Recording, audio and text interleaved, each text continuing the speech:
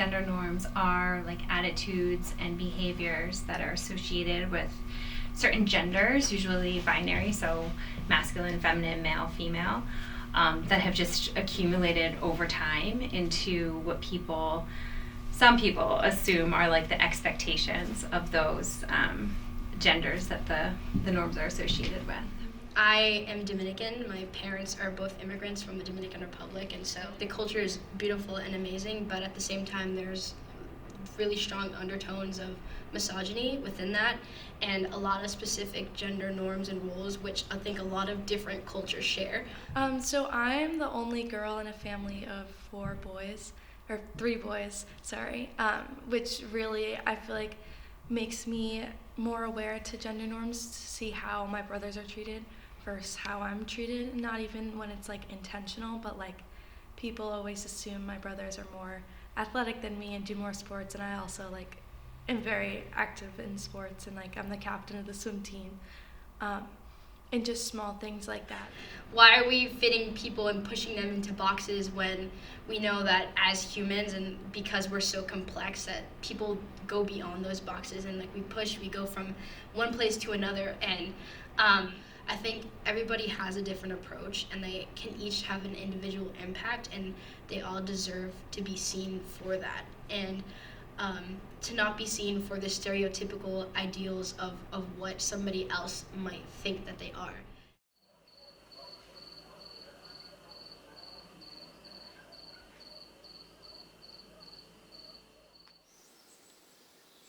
No, I can't think of a time where here at St. George's where it was like a negative thing happened within these norms, but you definitely see traditional norms play out and traditional biases and expectations happening, but then you also see people going against them.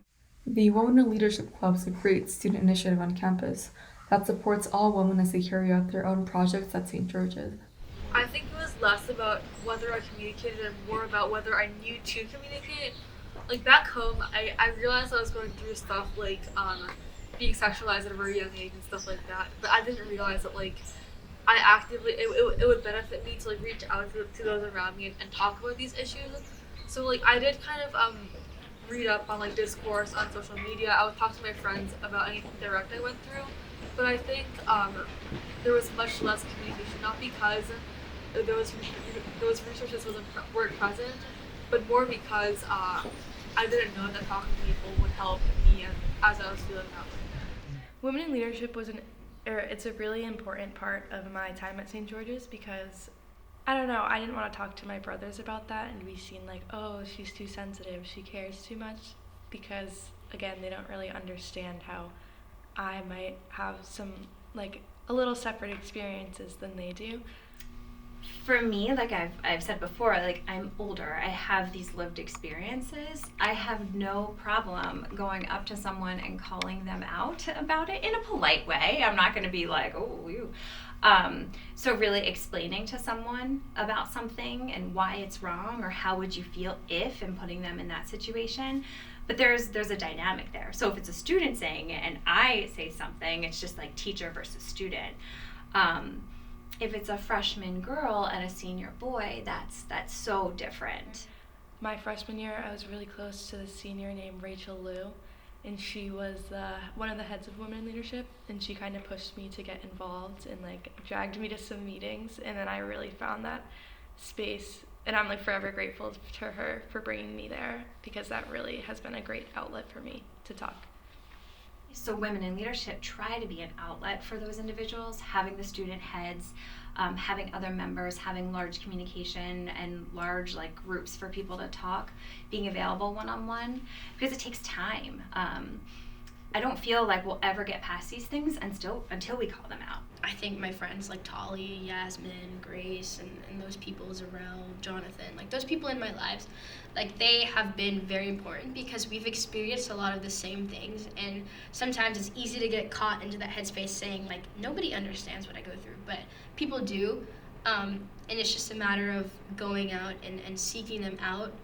I have great relationships with the women in leadership heads, because we do all the planning, because we do the talking, we are always together, we have a group text, all of the things. It's a great part about working here and living here. Students get to know you beyond just the college counselor or beyond a volleyball coach. So the thing that we've been talking about for the last 2 years is like saying it's okay to call it out, and that's easier said than done. Because if we don't call something out or say something, the person who said it may not even know what that means. It's not like the level or like the amount of conversations that are happening, but like who's attending them. Like we can have as many conversations as we want and try to get people involved, but we can't make them care, which I think is what is important in creating change. We've tried throughout the years. We try with SGSE, small group meetings. We try to educate with race, ethnicity, identity, all of that too, and biases. We have all of these things, and now I feel like we're at a point where we've put this like in the front, and we have all of these terms as a school. We have these terms, we have, you know, the things that we need to say and the things that we need to do. But I still feel like we need to establish these safe spaces or these open spaces. And I think women in leadership provides that too. But like I said before, I don't think everyone does feel welcome. I don't think, you know, the entire male population wants to walk in. They might be afraid that they would be attacked, which would never happen. I think it's much harder for us to be valued as people because of those ideas that people already have in their heads and those biases that they come to the school with. And so I think that everybody here has to unlearn those, because I myself, I'm not going to say that I'm not guilty of carrying my own biases with me. And that's something that I've had to do as well, as to unlearn those things. And so, yeah, that was sort of like a long-winded answer, but yes.